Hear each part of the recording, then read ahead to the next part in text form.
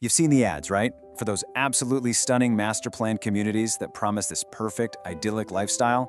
But when you actually start looking, man, it can get overwhelming fast. So how do you find the right home for you inside that huge, grand vision? Well, today we're going to break it all down. We'll use the Sonders community in Fort Collins as our guide to figure out a strategy that'll work for just about any new development out there. Let's jump right in.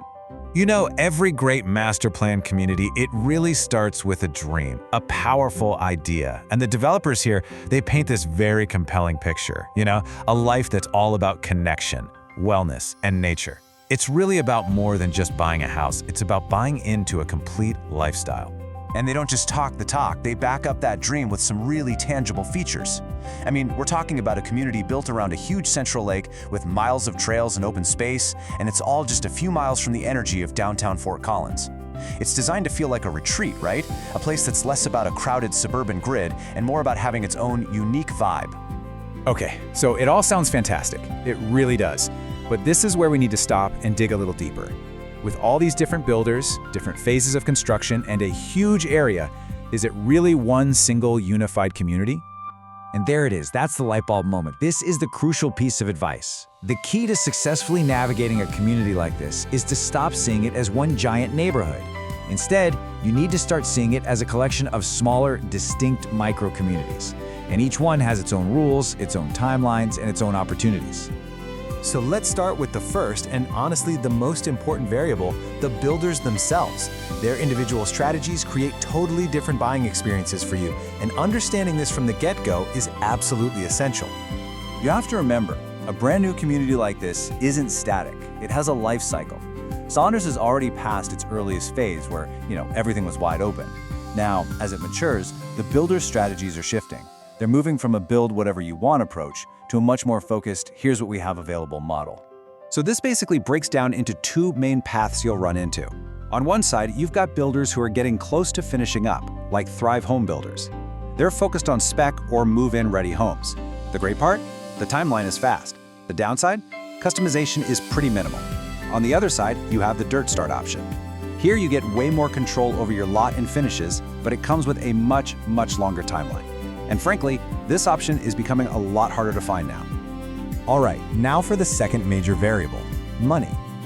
The sticker price you see online, let's be real, that is almost never your true monthly cost. So let's break down the hidden factors you absolutely have to account for. Okay, I want you to meet the Metro District. This is probably one of the most commonly overlooked costs in new construction, and it can be a big one. It's basically a special tax district that's set up to pay for all the new roads and water lines and sewers the community needs. The key thing here is this isn't part of your regular property tax, it's an additional layer right on top.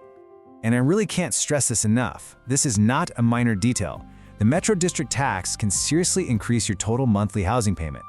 If you ignore it, your budget calculations are going to be wrong, sometimes by hundreds of dollars a month. No kidding. So the most important thing is to think in terms of your total monthly obligation. It's your mortgage, sure, but it's also your standard property taxes, that additional Metro District tax, and finally, your HOA dues for keeping all those beautiful amenities looking great. All four of those pieces together, that's your real number. Okay, so we've looked at the different builder strategies and the hidden costs. Now, let's bring it all together. How do you decide if a community like this, with all its little quirks and nuances, is actually the right fit for you? So who is this community a great fit for? Well, it's probably for you if you really value that lifestyle, the trails, the lake, the open space, more than being right in the heart of downtown. It's for you if you're thinking long-term and you're flexible enough to work with the inventory that's available, whether that's a quick move-in home or one with just a few custom touches. On the other hand, you might want to think twice if you have your heart set on total customization from the ground up, because honestly, that option is dwindling fast. Or if you're expecting every builder to offer the same kind of deal. And definitely, if your budget is tight and you haven't factored in that sneaky Metro District tax, you could be setting yourself up for some serious frustration. So you see, it all comes back to this one idea. Success isn't about just buying into the developer's grand vision wholesale. It's about doing your homework to find the specific builder, the specific type of home, and the specific financial reality within one of those little micro-communities that aligns perfectly with what you actually need. And that's really the key takeaway here. It's so easy to get captivated by the dream they're selling, But the real work is asking the tough questions about the builder's strategies, about your own flexibility on the timeline, and about the true all-in monthly cost. That's how you move beyond the glossy brochure and find a home that doesn't just look good, but one that truly fits your life. No